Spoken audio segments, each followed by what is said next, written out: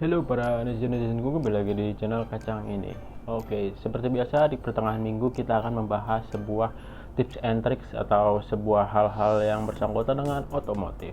Oke, jadi hari ini gue ingin membuat Supra gue yang sama-sama kita tahu namanya adalah Supra Daytona, memakai atau memberikan stiker, ya stiker biar lebih sedikit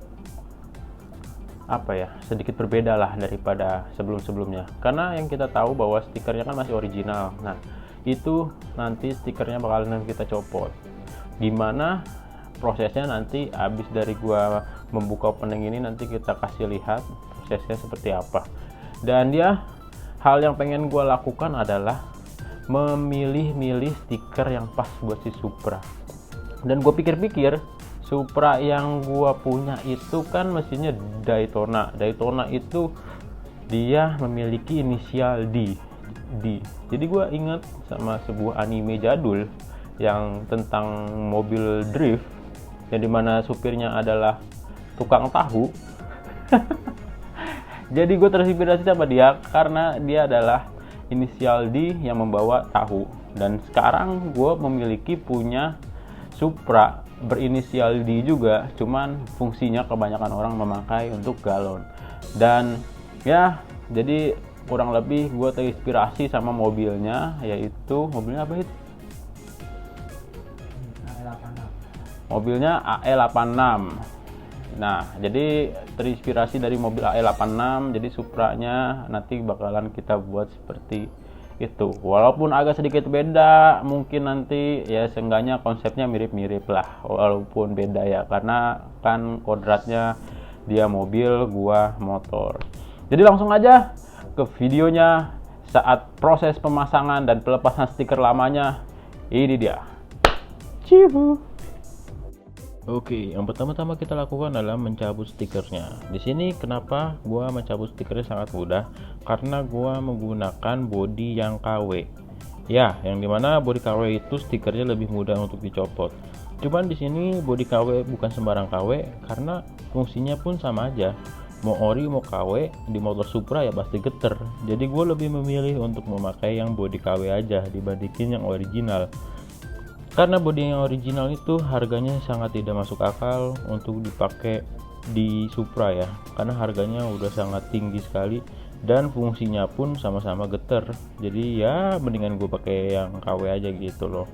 Jadi ini stikernya gampang banget, kayak nyopot stiker-stiker paket ya, tidak ada effort yang lebih gitu loh.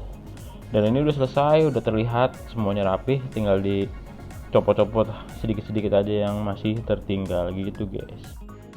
Lanjut kita masang stikernya. Nah, ini gua menggunakan stiker Jepangan ya, karena yang tadi gua dijelasin di awal video, gua ingin mengambil konsep itu adalah inisial D. Jadi walaupun stiker Jepangannya itu beda, ya seenggaknya konsepnya masuk lah. Ini gue pakai stiker Speed Hunter, yang artinya kalau di Indonesia ini tuh pemburu kecepatan. Idih, mantap banget gak tuh. Jadi ya konsepnya mirip-mirip sama si inisial D, karena motor ini biasa digunain untuk ngangkut galon, sedangkan si inisial D itu dia mengangkut tahu. Walaupun si Takumi itu ya lebih keren pastinya ya dibandingin gue. Ya seenggaknya kita ngikutin konsepnya aja dari sebuah anime. Jadi ini gua nge-mapping dulu posisinya enaknya di mana, biar posisinya tengah-tengah ya, presisi, nggak ada mencong-mencongnya. Dan rekaman video ini gue percepat supaya kalian tidak jenuh, tapi gue mengisi suaranya tidak dipercepat alias gue di dubbing. Jadi biar presisi kanan kiri gue kasih lakban. Ini adalah cara gue memasang stiker ya. Jadi kalau misalnya kalian memiliki cara lain, bisa tulis di kolom komentar aja. Jadi di KLX pun waktu dulu pun udah pernah gue bikin kontennya cara masang stiker gue ya seperti ini guys. Nah, setelah selesai di mapping, kita lap-lap, kita bersihkan, pastikan tidak ada debu yang menempel, karena kalau misalnya ada debu yang menempel biasanya stikernya tuh agak sedikit ada jentik-jentik, bintik-bintik gak jelas gitu. Jadi pastiin bersih banget ya, jangan sampai ada debu, karena ya yang tadi gue udah bilang, ada bintik-bintiknya itu nggak enak banget buat dilihat, jadinya nggak shiny gitu, nggak mulus. Dan ya gitu sih, kita mapping yang kanan tadi udah selesai, ini kita mapping yang sebelah kiri gitu. Nah, di sini gue menggunakan penggaris untuk memastikan kondisi presisinya si stiker ya, biar pasti dan tidak agak mencong-mencong kemana kemari. Walaupun ada sedikit bencongnya, seenggaknya kalau dilihat dari jauh tidak terlalu begitu kelihatan guys, supaya rapi aja sih, karena gue orangnya sedikit perfeksionis, sedikit, nggak semuanya perfeksionis.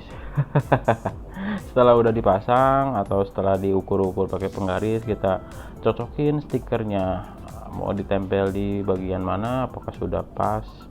Dan ini adalah hal yang sangat amat deg-degan buat gue ya, karena di sini kita harus memastikan sangat amat teliti, karena gue belinya stiker cuma satu, dan kalau misalnya nyampe gagal ya udah gagal, kita harus beli lagi gitu.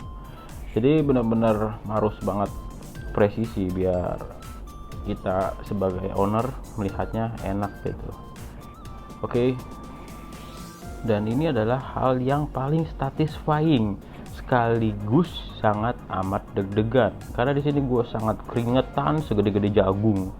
Dan ini tuh cutting stiker yang gue beli, jadi stikernya tuh kadang-kadang masih suka nempel di wadah belakang si stiker, jadi harus dipastiin dulu kelepas semua, kalau enggak ya stiker yang buat nanti ditempel bakalan sobek. Ini asli satisfying banget, enak banget dah. Nah, setelah udah selesai, tempel-tempel, rekatkan, pastikan tidak ada gelembung udara, nempelnya pelan-pelan aja ya guys, nggak usah buru-buru kayak lagi dikejar-kejar orderan, kayak santai aja, terus dilap-lap. Setelah ketempel semua, kan ada lapisan keduanya tuh plastiknya, ditinggalkan dulu sebentar supaya dia nempel ke bodi dengan maksimal biar gak keangkat lagi.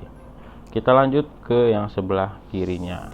Dan di sini sebelah kirinya bisa dilihat posisinya tuh agak sedikit ke depan ya, karena dimana ada lubang kunci. Gue lupa sebenarnya, seharusnya jangan terlalu ke belakangan. Soalnya kalau misalnya taruh di tengah juga aneh. Jadinya gue lebih milih taruh di belakang, dan ternyata pas taruh di belakang sebelah kirinya terlalu depan, agak ke tengah. Tapi ya nggak masalah lah. Itu adalah minor. Yang penting posisinya ada di tengah-tengah body gitu loh guys. Nah, ini pun sama kayak tadi prosesnya, sudah di mapping, sudah diukur-ukur, dan pastikan stikernya terlepas dengan sempurna, terus tempel secara perlahan, jangan terburu-buru supaya tidak ada gelembung, supaya hasilnya sempurna, tidak ada gelembung-gelembung yang tidak diinginkan. Karena misalnya kalau ada gelembung, kalau cutting stiker kita paksa untuk dilurusin, yang ada malah keriput. Kita nggak mau kan kalau misalnya hasil stikernya keriput, itu sangat annoying banget sih buat gua.